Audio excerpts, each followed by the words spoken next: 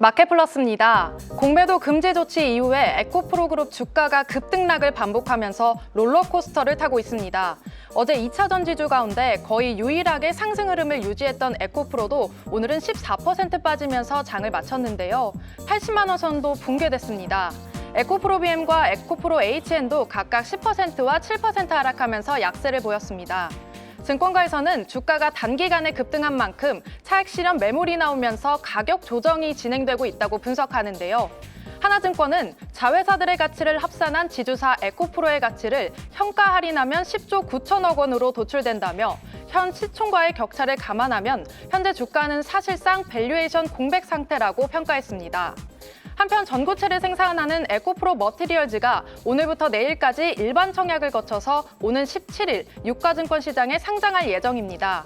하지만 기관 투자자들을 대상으로 진행한 수요 예측에서 최종 공모가를 희망배드 최하단인 36,200원으로 확정했는데요. 이 당초 시장 예상과 달리 고평가 논란에 시달리면서 수요 예측 흥행에 실패한 가운데 상장 후 시총 규모도 3조 원에서 약 2조 5천억 원까지 낮아질 전망입니다. 오늘 실적이 좋은 기업들의 강세가 돋보인 하루였습니다. 올 3분기 호실적을 낸 게임주들이 그간 부진을 털면서 주가도 쭉 오른 모습입니다. 위메이드는 역대 분기 최대 매출을 냈고 크래프톤도 어닝 서프라이즈를 기록했는데요. 이날 위메이드 플레이가 상한가를 찍고 그룹주들도 20% 가까운 상승률을 보이면서 장을 마쳤습니다. 위메이드는 미래의 전설 투쓰리 중국 라이선스 계약과 나이트크로우의 선전 덕분에 흑자 전환에 성공했는데요. 3분기 매출 2,355억 원과 영업이익 454억 원을 달성했습니다. 또한 오늘 위메이드의 가상화폐 위믹스는 국내 가상화폐 거래소 고팍스에 신규 상장됐습니다.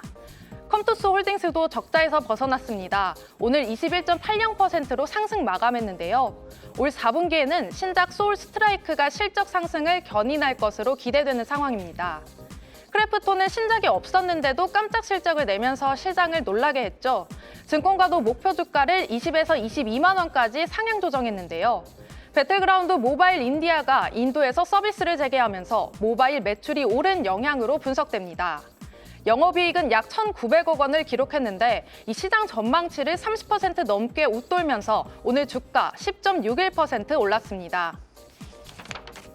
오늘 원달러 환율이 전날보다 2.7원 오른 1,310원대에 마감했는데요. 우리나라가 미국의 환율 관찰 대상국에서 빠졌습니다. 지난 2016년 4월 이후 약 7년 만인데요. 미국 재무부는 자국과 교역 규모가 큰 상위 국가 20곳의 거시 정책과 환율 정책을 평가하고 있습니다. 평가 기준은 상품과 서비스 등 150억 달러 이상 대미 무역 흑자, 그리고 GDP의 3%를 초과하는 경상수지 흑자, 또 12개월 중 8개월간 GDP의 2%를 초과하는 달러 순매수 등 총 3가지가 있는데요. 이 기준에 모두 해당하면 심층 분석국으로 2가지만 해당하면 관찰 대상국이 됩니다. 그동안 우리나라는 위 2가지 기준을 충족해서 관찰 대상국으로 지정됐는데요. 지난 7일 미국 재무부는 우리나라가 상반기에 이어 3가지 기준 중에 처음 조건에만 해당한다면서 관찰 대상국에서 제외했습니다.